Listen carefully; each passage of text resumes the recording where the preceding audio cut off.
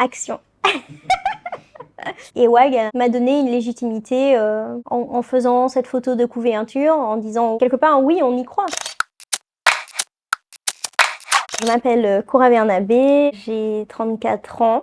Je suis agronome de formation, consultante. Jusqu'à peu, j'étais responsable d'exploitation à la distillerie Nesson, présidente de la filière cacao, productrice de cacao, élue à la collectivité et membre d'un mouvement politique qui est la Martinique Ensemble. Ce que représente un média positif pour moi, c'est une nouvelle façon d'aborder l'actualité. Aujourd'hui, quand on allume notre télé le soir, c'est toujours hyper angoissant. Or, il y a plein de personnes qui font des choses extraordinaires pour le territoire sur lequel on se trouve, mais finalement partout dans le monde. Et je trouve qu'on n'appuie pas suffisamment sur ces choses extraordinaires qui se font au quotidien par des personnes qui, elles aussi, sont extraordinaires. Et finalement, on se dit « Ah ouais, il y a ça qui existe chez nous !» Et le média positif, il sert justement à mettre en avant ce genre de choses.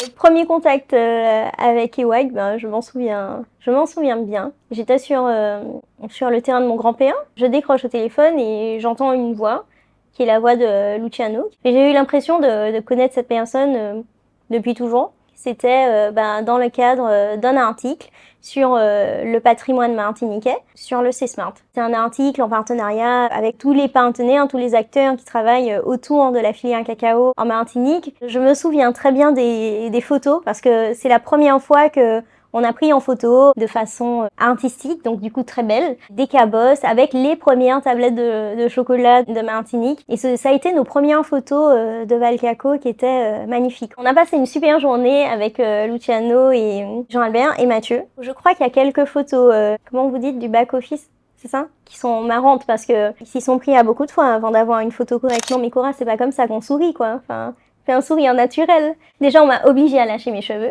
Il n'y a aucune autre photo de moi avec les cheveux lâchés. Mais jamais. Il fait trop chaud. Mais je crois que la photo qui était dans le magazine avec la cabosse, c'est une photo qui a été beaucoup réutilisée par le site parce que je crois que vous avez su capter vraiment qui je suis à travers la photo. Est-ce que je connaissais EWAG? Oui. Ça a toujours été une image positive, une image un peu de... comment dire?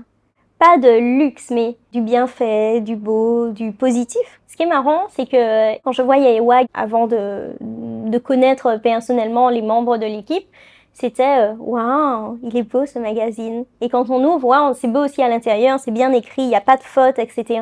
Et ça donne envie.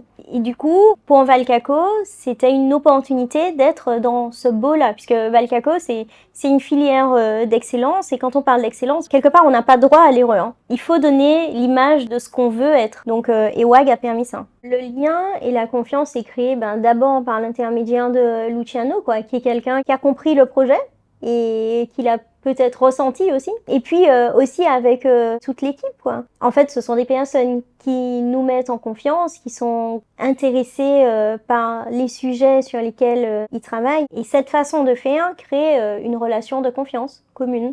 Chaque personne qui travaille au sein des WAG a la compétence dans le domaine dans lequel il exerce. Et ça, c'est quelque chose qui est important. Je veux dire, moi, je suis pas journaliste, je suis pas photographe, je suis rien de tout ça. Par contre, quand je vois le travail qui est réalisé, je me dis, waouh, ça, c'est un vrai journaliste qui a fait ça. Ça, c'est un vrai photographe. Et c'est la notion aussi de valeur qu'on apporte aux choses. Alors, les impacts pour moi, que ça commence à être lorsque vous vous déplacez. Ah, c'est vous la petite dame du cacao.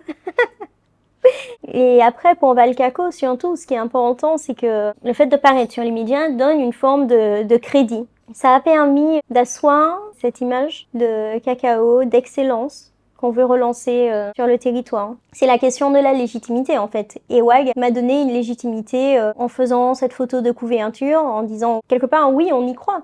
Mais c'est aussi parce que il y a eu une forme de compréhension dans l'échange que j'ai pu avoir avec Luciano dès le départ. Quand je dis que le cacao nous relie tous à quelque chose d'affectueux, quelque chose de positif, mais lui aussi, en fait, sa grand-mère faisait des bâtons cacao, en Martinique. Et en fait, à partir de là, on crée le lien. Ça a permis peut-être de montrer une autre image de ce que je suis, Pas simplement la gentille petite fille nouvellement diplômée qui rentre en Martinique, qui est bien mignonne, etc.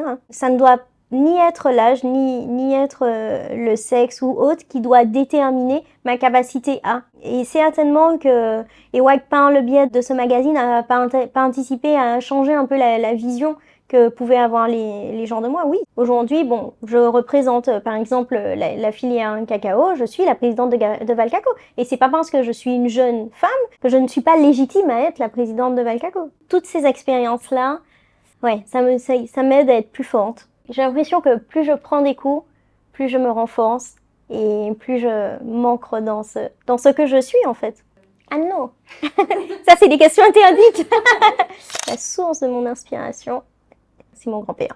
C'est ma terre martiniquaise, c'est mon enfance. En fait, mon grand-père m'a apporté, à mon avis, tout ce que devraient apporter tous les parents et grands-parents sur notre territoire. Il m'a transmis ce qu'on est, quoi. Et je pense que c'est pour ça que lui et mes parents aussi, mais lui singulièrement, parce que c'était mon âme sœur, hein, quelque part. Et je pense que c'est grâce à lui que je suis autant attachée à ma terre martiniquaise.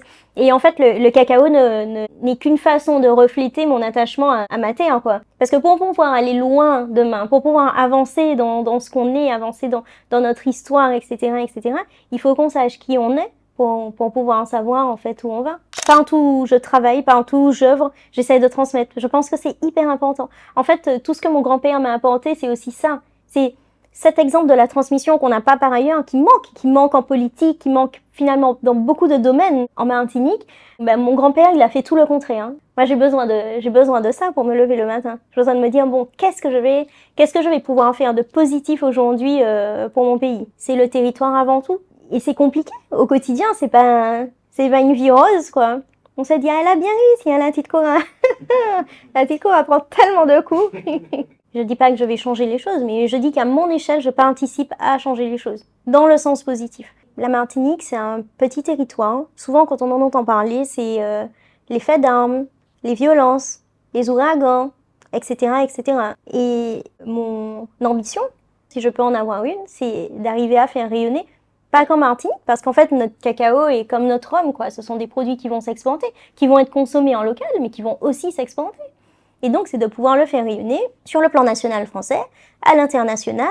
Et en fait, ça participe à donner une image positive de notre territoire. Ça donne du sens, en fait, et de la valeur aux choses. Ça veut dire qu'on peut être tout simplement fier de nous, en fait. Petit mot de fin.